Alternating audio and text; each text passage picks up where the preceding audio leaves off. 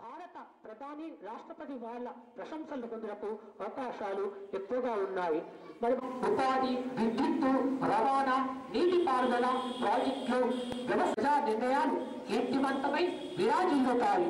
ప్రభుత్వం సుస్థిర పాలనతో కొనసాగగలదు. శని ప్రభావము చేత కేంద్ర రాష్ట్ర రాయితీల గురించి బాధ ప్రతిపాదనలతో మొండి వైఖరితో రావాల్సిన రాయితీలను కూడా కొంతవరకు సాధించగలరు. ప్రతిపక్ష బలం అంతకంతకు బలహీనంగా పొందే అవకాశం ఉన్నా ప్రభుత్వము ప్రతిపక్షం మీద కఠిన నిర్ణయాలు కొనసాగించవచ్చు.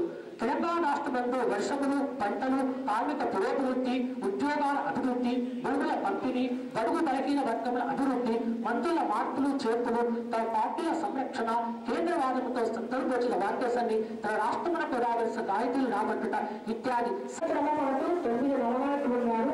ఆ 9 నవనాయకులు 7 మంచి వాళ్ళు, 2 కూడా పాపలు.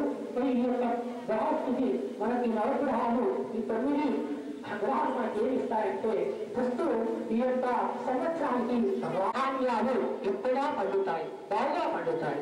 వ్యాపార వృద్ధి బాగా వృద్ధి చెందుతుంది.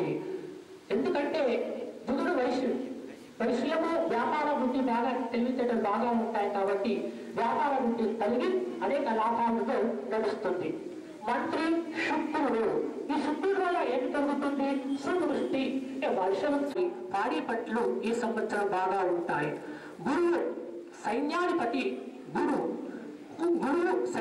కావటం వల్ల వానలు పుష్కలంగా కురుస్తాయి. ప్రజల మధ్య అనురాగ భావం పెరుగుతుంది. దైవభక్తి కూడా పెరుగుతుంది. దేవతలకు ఉత్సవాలు జరుగుతాయి. బ్రాహ్మణులు యజ్ఞయాగాలు చేయగలుగుతారు. రాజులకు మంచి పాలకులనే కీర్తి వస్తుంది. ప్రజాపాలనలో ఉత్సుకత కలిగి ఉంటారు. అందరూ కూడా ఇప్పటికీ అందరూ దేవతారాధన చేసుకుంటూ అనేక పూజలు చేస్తున్నారు. ఇంకా కూడా చేస్తారు. దైవభక్తి కూడా పెరుగుతుందట. దేవతలకు ఉత్సవాలు జరుగుతాయి. బ్రాహ్మణులు యజ్ఞయాగాలు చేస్తూ కీర్తివంతంగా కొనసాగుతుంది. చంద్రుడు పంటలకు అధిపతి, సస్యాధిపతి. చంద్రుడు సస్యాధిపతి అవటం వల్ల జలము సమృద్ధిగా ఉండి నీటి మీద ఆధారపడే పంటలు, మెట్ట పంటలు పుష్కలంగా పండుతాయి. వృక్షాలకు, పంటలకు అన్ని విధాలుగా అనుకూలంగా ఉంటుంది ఈ సంవత్సరం. చింతపండు, మామిడి పండ్లు, పత్తి, గోధుమలు, జొన్నలు, చెరుకు, తమలపాకులు ఈ పుష్కలంగా విరివిగా పండుతాయి. ధాన్యాధిపతి శని, ధాన్యానికి అధిపతి శనిదేవుడు. శని ధాన్యాధిపతి కావటం వల్ల నల్లటి పంటలు బాగా పండుతాయి.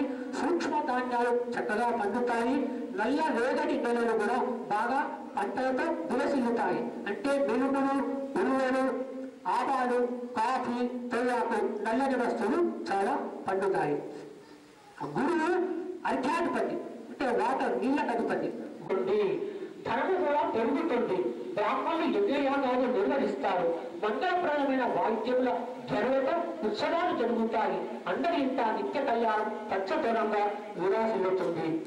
మేఘాధిపతి గురువు. మేఘాధిపతి గురువు అయినందుకు ఇతని వల్ల కూడా భూమి సస్యశ్యామలంగా ఉంటుంది. వస్తువులకు మంచి ధర వస్తుంది. అంటే పంటలు పండుతాయి. మన అయ్యగారి పంటలు బాగా పండితే బాగా అమ్మాయిపోతాయి కదా. వర్షాలు పుష్కలంగా ఉండటం వల్ల జనులు రోగాలు లేకుండా, ఆరోగ్యంగా, ఏ భయము లేకుండా సుఖ సంతోషాలతో జీవిస్తారు. బుధుడు ఈ రసాధిపతి, కెమికల్స్. బుధుడు రసాధిపతి అవడం చేత పండు పురుగులు, మాలతీలతలు, జాజికాయలు, జాపత్రి బాగుగా పండును. కర్పూరము, గుగ్గిరము, బెల్లము వంటి రసజాతులు, సమృద్ధి, నువ్వులు మొదలగు వాటికి ధరలు ఎక్కువగా ఉంటాయి. నీరసాధిపతి సూర్యుడు. నీరసాధిపతి సూర్యుడు అవటం వల్ల బంగారము, వెండి, రాగి, మంచి గండము, వజ్ర వైఢూర్యాలు, మరకట గోవేడి, ఇంద్రనీలాలు, మాణిక్యాలు, ముత్యాలు మంచి వృద్ధిలోకి వస్తాయి. పశు పాలక బలరాముడు దేశమంతా వర్షాలు పడి పంటలను బాగా పండిస్తాడు. పశుపాలక బలరాముడు.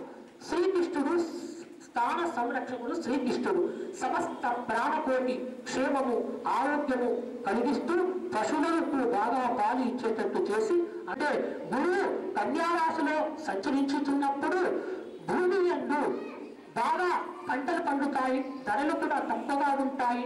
రాజులు, జనులు ద్రవ్యవంతులై ఉంటారు. అంటే అంత దగ్గర కూడా ద్రవ్యం పుష్కలంగా ఉంటుంది, పంటలు పండుతాయి, అంత దగ్గర ద్రవ్యము పుష్కలంగా ఉంటుంది. బ్రాహ్మణులు కూడా మంచి శాస్త్ర కర్మలను నిర్వహిస్తాడు. తర్వాత బృహస్పతి కన్యా రాశి ఇచ్చి తులారాశికి వస్తాడు భాద్రపద బహుళ సప్తమి నాడు. అప్పుడు ఎలా ఉంటాడంటే ఆ తులారాశిలో సంచరించే సమయంలో గురువు బాగా వర్షాలు కురువులు, పంటలు సమృద్ధిగా ఫలించుడు. తూచే వస్తువులకు అంటే ఏవైతే కళాపంట చూస్తారో వాటికి ధర ఎక్కువగా వస్తుంది. ఈ సంవత్సరము వాస్తుకర్తని అంటే ముగ్గురు పోయడానికి ఒక 15 రోజులు కర్తని ఇచ్చారు. ఎప్పుడంటే వైశాఖ బహుళ పాఠ్యము నుండి జ్యేష్ఠ శుద్ధ కర్య అంటే ఒక 18 రోజులు వైశాఖ మాసం మంచి రోజులు ఉన్నాయి, పెళ్లిళ్ళు చేయవచ్చు, ఇంట్లో పోవచ్చు, కానీ ముగ్గురు మాత్రము పోయరాదు, వాస్తు కర్తని ఉన్నది. కార్తీక బహుళ సప్తమి వరకు ఉన్నది. అంటే కార్తీక శుద్ధ పాఠ్యం నుంచి కార్తీక బహుళ సప్తమి వరకు 22 రోజులు మంచి రోజులు లేవు. పైవారు చూడు ఎక్కడైతే లేదు, ఆ 18 రోజులు గురువులు ఇవ్వలేదు. ఎందుకంటే మంచి రోజులు లేనప్పుడు మూడం వస్తే ఏం కాదు, మంచి రోజు వచ్చినప్పుడు మూడం వస్తే నెలకు ఇబ్బంది అవుతుంది. కానీ ఈసారి 15 రోజులు కార్తీక మాసంలో మూడం వచ్చింది.